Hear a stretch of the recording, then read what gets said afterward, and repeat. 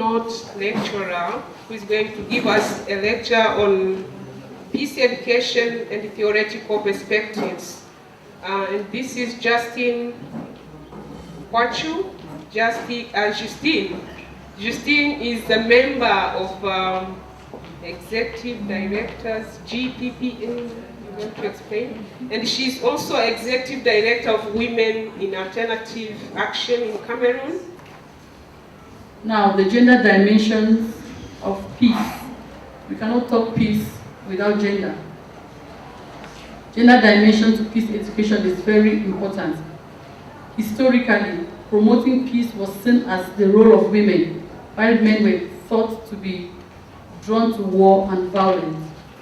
Peace education had been developed in the late 19th century by groups such as Women's International League for Peace and Freedom, long before the emergence of global education. The UN Resolution 1325 on women, peace and security brings to the limelight the participation of women in all processes of peace, including conflict resolution, conflict management, and peace building. The role of women in peace education is primordial as they begin inculcating in the children the values of peace through respect at a very tender age before they come into contact with the society. For 3 consecutive years, the theme for the 16 days of activism against gender-based violence has been From Peace in the Home to Peace in the World, challenging militarism to end violence against women. This showcases the non-negligible role of peace education at home. Of course, women are the most affected by armed conflict. They are raped at gunpoint, and even when their husbands die at war, they are left alone to face the challenges of family upbringing. Women in Alternative Action Cameroon works with the network of Queens for Peace as new power players in community peace building. Their voices are most heard and are respected by community women in Cameroon. They contribute in supporting their husbands, who are the custodians of culture and peacekeepers, to resolve conflicts that occur within the communities. Addressing gender-based concerns with no violence approach is in itself educating community peace building. The UNESCO anecdote says, war begins in the minds of men.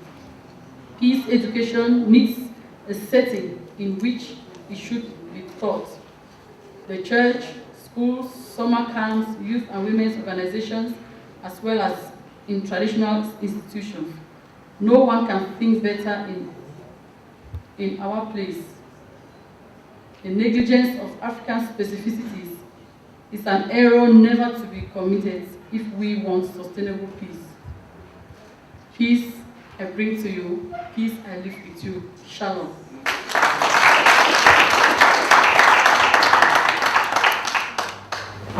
Now we are hearing from different experiences around the world. We've heard experience from Cameroon, and I would like to welcome someone from Kenya, Assistant Secretary of Kenyan National Cohesion and Integration Commission, Laban Rio. The National Cohesion and Integration Commission is a statutory commission created through an act of parliament back in 2008. You all recall that Kenya underwent a big crisis, violent ethnic clashes back in 2007-2008. But then we had our own challenges back in 2007-2008, as I mentioned earlier. And we are very grateful to our brothers, our African brothers, and the world led by Kofi Annan and other African eminent personnel who came to our rescue, and therefore the peace was brokered and Kenya was rescued from the edge of precipice. And therefore that was the birth of the National Cohesion and Integration Commission along with other institutions, because when we reflected deeply, election just provided a spark for that violence. But there were some other underlying issues to do with the land, especially historical injustices around land, political execution or domination, social economic disparities. Those are really underlying issues. And therefore institutions were created. We call the Agenda 4 commissions. So to a certain extent, negative ethnicity in our country is not as highly been manifested in the past. We began on a program of reconciling the communities through our flagship project, which is called Facilitation of Reconciliation Dialogue between Communities. We call upon Kenyans that whenever they have differences, they should try and come together, and dialogue, because dialogue can solve any problem. Violence begets violence. It will not solve any problem. But if people come together in a forum and dialogue and engage each other in an open and honest way, there is no problem that cannot be resolved. But the commission was given that mandate of curbing the hate speech, and we had come up with a policy, a regulation, which criminalized hate speech, because we developed the bill, we took it to the parliament overwhelmingly passed it, and therefore, if you speak about certain communities in Kenya in a negative way, you are liable for hate speech, and it has been criminalized. I say that as a country, we are on the right path. We are embracing the concept of Kenya Kwanza, Kenya first, service before self, that we are one country, one nation, one people with one destiny. So it is our sincere hope and utmost expectation that we are actually one people as Africans, one people, one continent with one destiny. Thank you very much.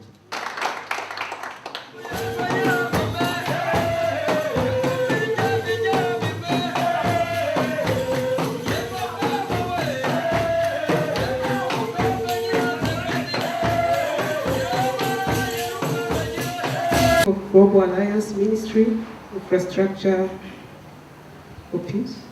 Karen, please would you share with us?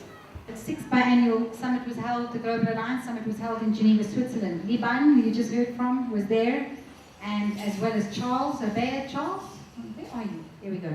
This wonderful man who's in education in Kenya. And they shared a lot with us about their infrastructures of the peace building they've done in Kenya. We also heard though from Ghana and from other countries where these infrastructures are taking place. Ghana's interesting. They formed a national commission of the chiefs, chieftainship, their representative, women groups, youth groups, as well as governmental ministries, which means that whenever there is conflict, or even the beginning of conflict, they immediately have a commission and access to a meeting that's held regularly every month, and they can immediately go and say, this is what we're picking up, this is what's happening, what can we do? And they have access then to programs, to reaction with government, and obviously with grassroots level, which I think is a fantastic way to go, and part of what the Global Alliance has called for all along. We want something in government that represents peace building. We're so good at making war. We have ministries of defense, ministries of health, ministries of education. What are we doing to build peace? And how can we access and allocate resources to peace building, rather than to be seen as the poor kid on the block that doesn't get the resources? Before closing, I have a personal message, Jean de Dieu, on behalf of all of us, actually. This is a message, let me share it with you. The personal message is from the United States National Peace Academy, from their chairman and treasurer, Dr. Mike Apkin, who is so very sad he could not be here with us. Prevail on earth. Joseph, from the Commission Nationale de Lutte contre le Génocide. Joseph, welcome. Experienced genocide.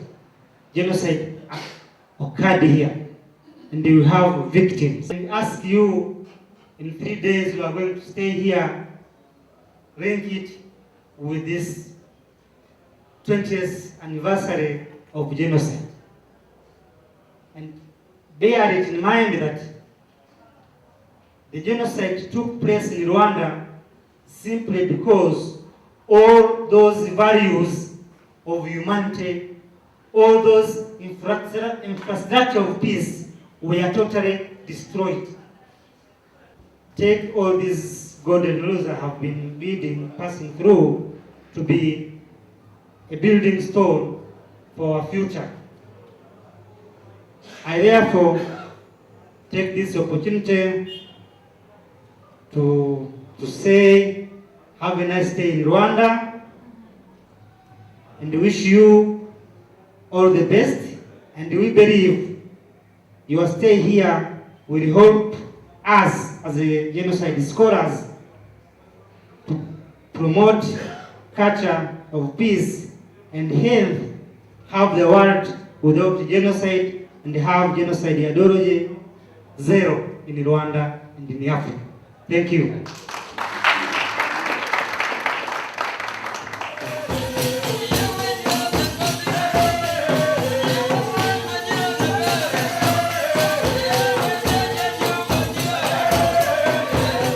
Before I make my remark, I kindly ask you to join me for a moment of silence to remember all those people who lost their precious life due to genocide, religiously motivated violence, and any form of conflict.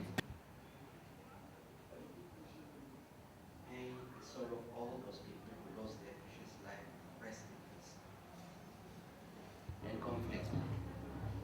As we start this important peace summit that's coming from the heart, may the Creator of the universe grant us courage, wisdom, light, guidance, vision, and to direct our hearts and minds to the path that leads us to peace, harmony, coexistence, and respect for each other and all living things.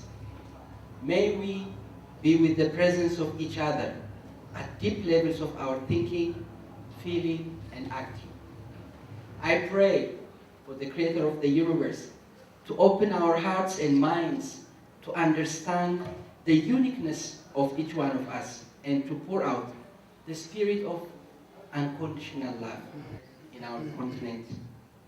It's my privilege and honor to address you in this Peace Summit on the role of religion and the teaching of the Golden Rule, as it's been stated clearly by our brother, in promoting the culture of peace, harmony, security, and counter-violent extremism in Africa. Peaceful coexistence and harmony among different religions and cultures can be significantly enhanced by inter-religious, intercultural, and inter-civilization constructive dialogue, education, and cooperation. And I guess with this in mind, recently, the Kingdom of Saudi Arabia, Spain, and Austria came up with the initiative, what's called KICD, King Abdullah International Center for Dialogue. As you know, due to religiously motivated violence, many precious lives lost, holy places burned down, and property damaged in different parts of the world. I think it's time, this idea has come also for us not to be like a fire brigade after the incident, to act and say the peacekeeping mission. We need to work in the prevention mechanism. I guess African Alliance for Peace has a major role to play in this, as it's a network organization trying to build bridges among different peace builders. There is a need to create a platform to foster partnership among different religions in Africa to work together with the African Union and its member countries and different peace organizations like African Alliance for Peace. Anyway, at least let's give the opportunity for people to come together and address this issue. And this is one practical action we can make in our society, in our country, and throughout the world. Thank you so much, and God bless.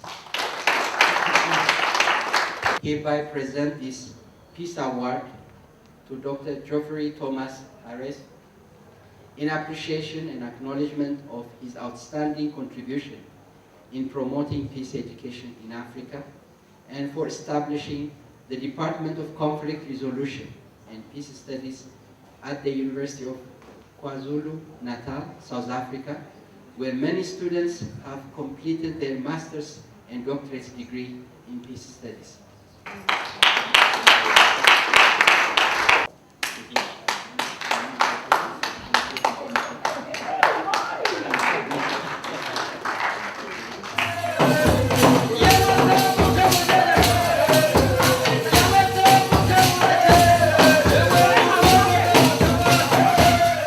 On my behalf and on Educating for Peace, as well as the Rwandan community in general, we warmly welcome and wish you a good stay in Rwanda.